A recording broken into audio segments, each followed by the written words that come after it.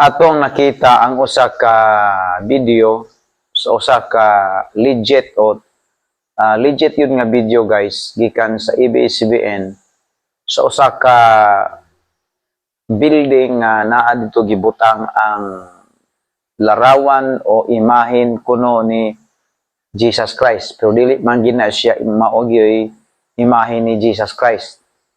Kay kana gikulit na nga naong gikan sa mga naong sa mga artista nga midala sa Jesus film. So dili gina mo si Jesus Christ. Then pero ilan ang gihimo gyapong giampampuan. So gitan-aw na to nga nahagbong tong ribulto, apil tong ilahang kahoy nga cross unya nabali ang tiil sa ilahang giila nga Kristo nga ilang giluluhuran panahon sa Domingo.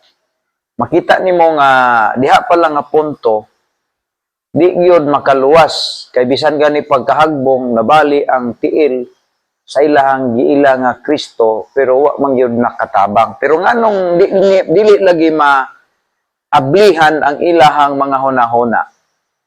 Klaro og tataw na nga dili gyud na siya makaluwas kay gisigilag ampo mismo gani siya nga nahagbong dito sa gibutangan wa man gani gyud na katabang siya gugulong na bali ba yang tiil og kamot.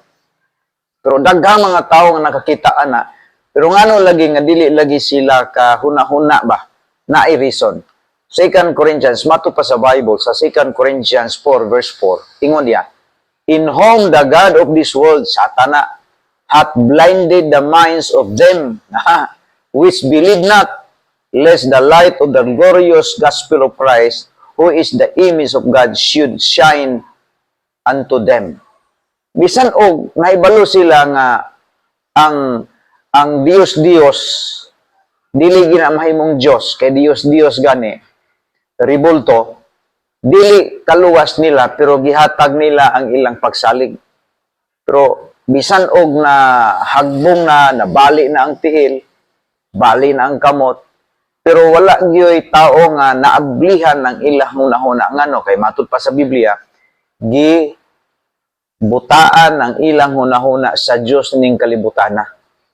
Gibutaan sila kay dili sila motuo ni Kristo nga di makita kay ilang gibuhat-buhatan og imahen para ludhan og ampuan bisan na nga nahagbong na nawad-an nagtiil, bali na iyang liog. Guys, mauna ang delikado sa panahon. Munang kita, magamping ta og dili ta motuoan ni atong tuohan katong Dios na nabanhaw, wa makita sa mga tao.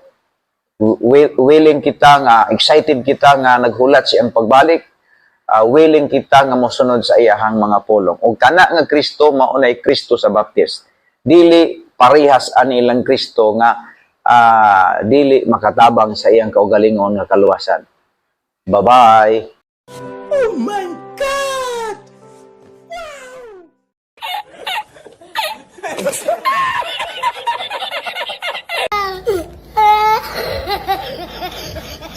Wow!